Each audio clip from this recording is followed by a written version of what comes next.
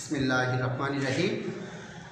হালিমা খাতুন মহিলা মহাবিদ্যালয়ে online class থেকে আমি গিয়াসউদ্দিন নীরব, প্রভাষক ইংরেজি। সবাইকে স্বাগত জানাচ্ছি। সুপ্রিয় শিক্ষার্থীবৃন্দ, very warm welcome to our online class from Halima Khatun মহিলা ডিগ্রি মহাবিদ্যালয়। Today we are going to discuss narration. Our topic is narration. Dear students, today we will discuss narration, the changes what we have to do. আমরা আমাদের বোঝার সুবিধার্থে আমরা আমাদের lecture deliver করতেছি বাংলাতে। সুপ্রিয় শিক্ষার্থীবৃন্দ, আমরা এখানে দেখতে পাইতেছি ন্যারেশন দুই প্রকার। ন্যারেশন মেইনলি কত প্রকার? দুই প্রকার, direct and indirect. Direct speech প্রত্যক্ষ উক্তি, ইনডাইরেক্ট স্পিচ পরোক্ষ উক্তি। ইতিপূর্বে দশম শ্রেণী পর্যন্ত আমরা পড়ে আসছি ডাইরেক্ট স্পিচ থেকে ইনডাইরেক্ট স্পিচ করার বিভিন্ন নিয়ম। আমি আজকে যেটা বলতে চাচ্ছি সেটা হলো সংক্ষেপে যেই পরিবর্তনগুলি করতে হয় ডাইরেক্ট স্পিচ থেকে ইনডাইরেক্ট স্পিচ করার জন্য। আমরা যদি র্যাপ আপ করি যে আমরা এই পরিবর্তনগুলো যদি করে দেই, যে পরিবর্তনগুলি করলে আমরা ডাইরেক্ট স্পিচকে ইনডাইরেক্ট স্পিচে রূপান্তরিত করতে পারি, সেই কথাটি আমরা আজকে শিখব। আমরা একটি উদাহরণে চলে যাই। এখানে Kamal said to Mina, I am very busy now. Kamal said to Mina, I am very busy now. এখানে I am very busy now এটা হলো কামালের ডিরেক্ট স্পিচ আর হুবহু উক্তি। অপরদিকে ইনডাইরেক্ট স্পিচ যদি খেয়াল করি, আমরা লক্ষ্য করি Kamal told Mina he was very busy then. এটা হলো কামাল এর পরোক্ষ ইনডাইরেক্ট স্পিচ। এখন আমরা যদি লক্ষ্য করি এখানে কি কি পরিবর্তন, কোন কোন জায়গায় পরিবর্তন হয়েছে, আমরা যদি লক্ষ্য করি সেইডের স্থলে পরিবর্তন হয়ে টোল্ড হয়েছে, কমা এর স্থলে পরিবর্তিত হয়ে আমরা কানেক্টিং ওয়ার্ড দিয়েছি দ্যাট, এবং ইনভার্টেড কমা এর স্থলে পরিবর্তিত আই পরিবর্তিত হয়ে হি হয়েছে, এম পরিবর্তিত হয়ে ওয়াজ হয়েছে, নাও পরিবর্তিত হয়ে দেন হয়েছে। এখন এগুলোকে ইতিপূর্বে সুপ্রিয় শিক্ষার্থীরা তোমরা ইতিপূর্বে জানতে পারছো বা শিখেছো যে এগুলোকে কি নামে বলে। আমরা জানি সেইড, সেইড এটাকে বলে রিপোর্টিং ভার্ব, এবং এই রিপোর্টিং ভার্ব সময় এই বাক্যটাকে বলা হয়ে থাকে রিপোর্টিং স্পিচ। অপরদিকে ইনভার্টেড কমা এর ভিতরে যে বাক্য সেটাকে বলা হয়ে থাকে reported speech. Reporting speech and reported speech. Reported speech এর ভিতরে I, person, am, finite verb, now, নৈকট্যবাচক শব্দ। তো কাজে যেই পরিবর্তনগুলি আমরা যদি এখানে র্যাপ আপ করি, সংক্ষেপে নিয়ে আসি, তাহলে আমরা দেখতে পাইতেছি যে একটি ডিরেক্ট স্পিচকে যদি আমরা ইনডাইরেক্ট স্পিচে রূপান্তরিত করতে চাই, তাহলে আমাদেরকে মূলত যেই পরিবর্তনগুলি করতে হয় সংক্ষেপে যদি আমরা বলি, তাহলে আমাদেরকে রিপোর্টিং ভার্ব পরিবর্তন করতে হয়,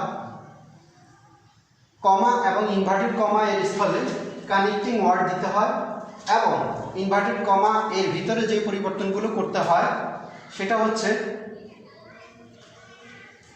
ইনভার্টেড কমা এর ভিতরে পার্সন পরিবর্তন করতে হয়, ফিনিট ভার্ব পরিবর্তন করতে হয়, এবং নৈকট্যবাচক শব্দসমূহকে দূরত্ববাচকে পরিবর্তন করতে হয়। ইতিমধ্যে রিপোর্টিং ভার্বের পরিবর্তন, কমা ইনভার্টেড কমায় কানেক্টিং ওয়ার্ড আমাদেরকে দিতে হবে, আর রিপোর্টেড স্পিচ অংশের যে পরিবর্তনগুলি সেটা আমি ইতিমধ্যে তোমাদেরকে এখানে লিখে দেখেছি। পার্সন পরিবর্তন করতে হয়, ফিনিট ভার্বের পরিবর্তন করতে হয়, নৈকট্যবাচক শব্দকে দূরত্ববাচকে পরিবর্তন করতে হয়। আর এই যে পরিবর্তনগুলো, এগুলো হলো মৌলিক পরিবর্তন। বিভিন্ন সেন্টেন্স অনুযায়ী যদি আমরা এই পরিবর্তনগুলি করে দেই, তাহলে মূলত আমাদের ন্যারেশন ডাইরেক্ট স্পিচ থেকে ইনডাইরেক্ট স্পিচে রূপান্তরিত হয়ে যাবে। সুপ্রিয় শিক্ষার্থীরা, খেয়াল রাখতে হবে, লক্ষ্য রাখতে হবে রিপোর্টিং ভার্ব এর পরিবর্তন ও কমা এর স্থলে, কমা ও ইনভার্টেড কমার স্থলে যে আমরা যে কানেক্টিং ওয়ার্ড দ্যাট দিই, সেটা দিতে হবে রিপোর্টেড স্পিচ। রিপোর্টেড স্পিচ তার মানে ইনভার্টেড কমা এর ভিতরের যে বাক্য আছে সেই বাক্যের ধরন অনুযায়ী। অর্থ অনুযায়ী।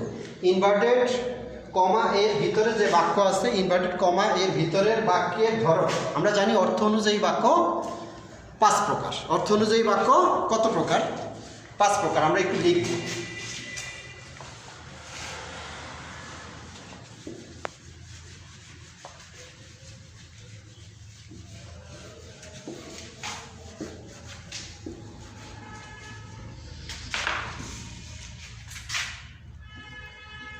Assertive sentence,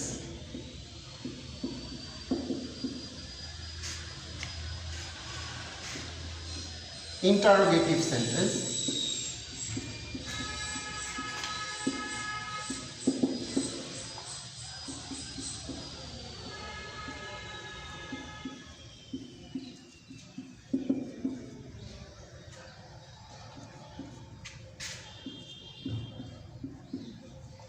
optative sentence,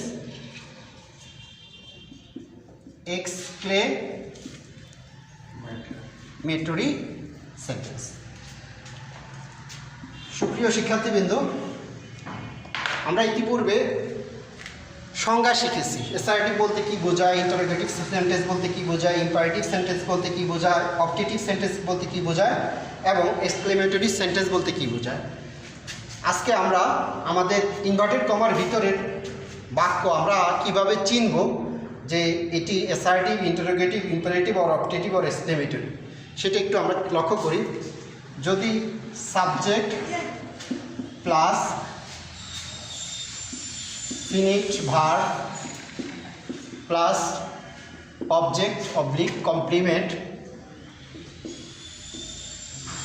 আকারে থাকে তাহলে বুঝবো এটা অ্যাসার্টিভ সেন্টেন্স। কোনো বাক্যের স্ট্রাকচার যদি subject plus finite verb plus object অথবা কমপ্লিমেন্ট এই আকারে থাকে তাহলে বুঝবো এটা assertive sentence. Interrogative sentence usually সাধারণত কোনো বাক্যের শেষে যখন প্রশ্নবোধক চিহ্ন থাকবে তাহলে আমরা সেটাকে বুঝে নেব ইন্টারোগেটিভ সেন্টেন্স। বাক্যের শেষে সাইন অফ ইন্টারোগেশন বা প্রশ্নবোধক চিহ্ন থাকবে। ইম্পারেটিভ সেন্টেন্স যে বাক্য প্লিজ দ্বারা শুরু হবে, কাইন্ডলি দ্বারা শুরু হবে, ভার্ব দ্বারা শুরু হবে, লেট দ্বারা শুরু হবে, ডু নট দ্বারা শুরু হবে, ওই বাক্য ইম্পারেটিভ সেন্টেন্স। সুপ্রিয় শিক্ষার্থীরা, বাক্য লেট দ্বারা শুরু হবে, ভার্ব দ্বারা শুরু হবে, প্লিজ দ্বারা শুরু হবে, কাইন্ডলি দ্বারা শুরু হবে, ডু নট দ্বারা শুরু হবে,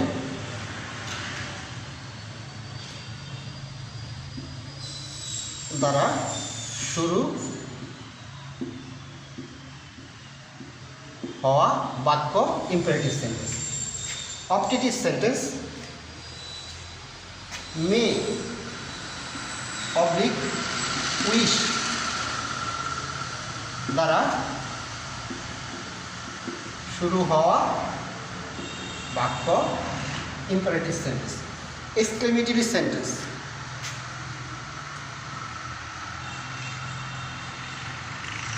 sign of exclamation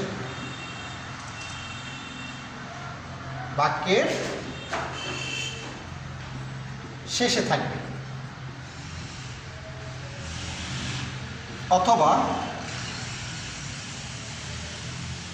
exclamatory word, exclamatory word দ্বারা বাক্য শুরু হবে। কাজে আমরা বুঝতে পারতেছি কিভাবে আমরা ইনভার্টেড কমার ভিতরের বাক্য চিনব। সাবজেক্ট, ফিনিট ভার্ব, অবজেক্ট আর কমপ্লিমেন্ট এই আকারে যদি ইনভার্টেড কমার ভিতরে থাকে তাহলে ওই বাক্য আমরা বুঝবো এটি অ্যাসার্টিভ সেন্টেন্স। বাক্যের শেষে যদি প্রশ্নবোধক চিহ্ন থাকে তাহলে আমরা বুঝবো এটি ওই বাক্যটি ইন্টারোগেটিভ সেন্টেন্স। যেই বাক্য লেট দ্বারা শুরু হবে, ভার্ব দ্বারা শুরু হবে, প্লিজ দ্বারা শুরু হবে, কাইন্ডলি দ্বারা শুরু হবে, ডু নট দ্বারা শুরু হবে তাহলে বুঝবো যে ওই বাক্যটি ইম্পারেটিভ সেন্টেন্স। বাক্য যদি মে অথবা উইশ দ্বারা শুরু হয় তাহলে আমরা বুঝবো যে বাক্যটি অপটেটিভ সেন্টেন্স।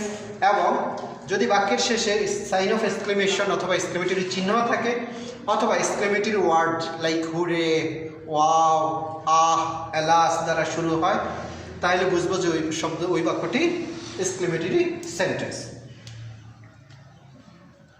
এইভাবে ইনভার্টেড কমার ভিতরের বাক্য চেনার মাধ্যমে আমরা ইনভার্টেড কমার ভিতরের বাক্য নির্ণয় করার মাধ্যমে আমরা যেই পরিবর্তনগুলো করব ইতিমধ্যে বলা হয়েছে।